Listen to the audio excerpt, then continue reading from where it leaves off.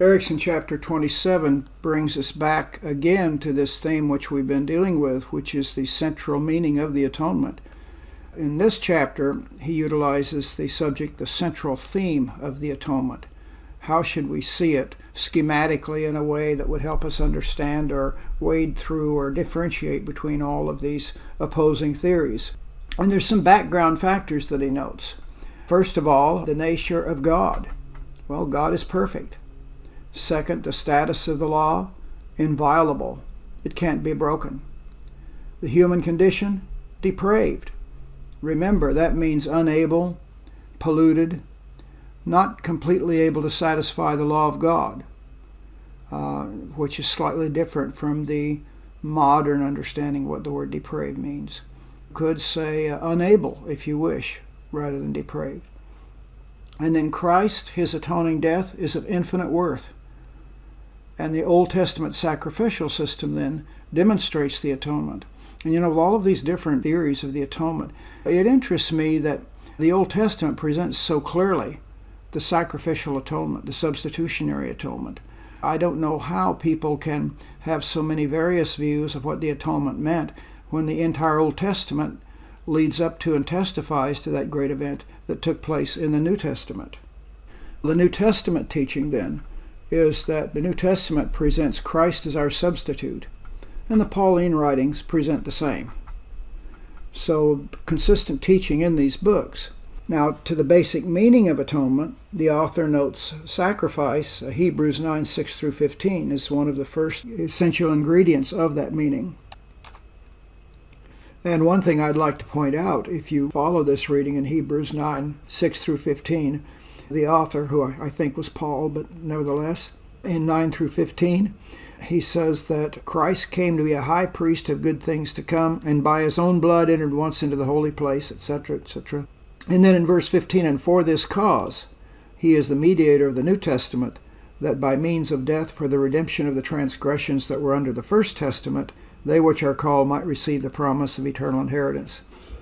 And I'd just like to notice a little schematic here, a little thing that sometimes people miss, and that is there's a very popular misunderstanding that the Bible teaches two ways of salvation. That in the Old Testament people were saved by works, in the New Testament they were saved by grace. Actually, that's not true at all. There's only one way of salvation ever mentioned in the Bible, and that is the Protestant understanding of justification by faith through grace. So that you do not have any period of time in which you were saved by works.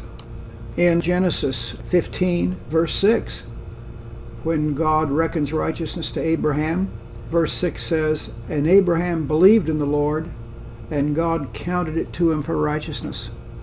And this is the same way that we are saved. The people in the Old Testament are saved, the grace has covered their sins exactly in the same way that we are in the New Testament.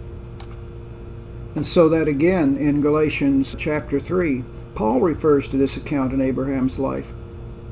And he says, he that ministers to you the Spirit and worketh miracles among you, doeth he by the works of the law or by the hearing of faith, even as Abraham believed God, and it was accounted to him for righteousness.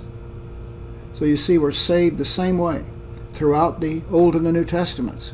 Some would theorize there was one time when humanity was saved by works. There was indeed, and that was the original creation when God entered into a covenant of works with Adam and said, if you do these things, you will live. And at that particular time, many theologians would argue, and I think probably correctly, that humanity's relationship with God was indeed one of works.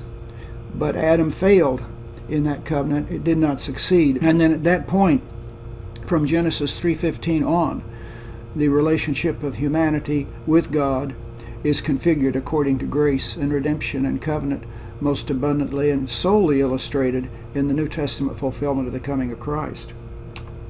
The second meaning of atonement is propitiation, a good old theological word that basically means satisfaction. The death of Christ satisfied the Father. And it also means substitution.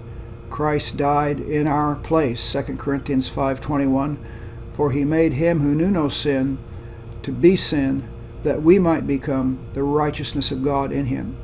And that's talking about what Luther would call the happy exchange, when Christ took our sins and we took his righteousness. And then, of course, reconciliation, peace with God.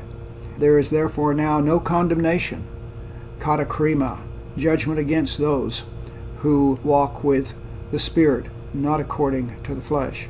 So we are reconciled, and we live in a state of peace with God. No longer are we at war with Him.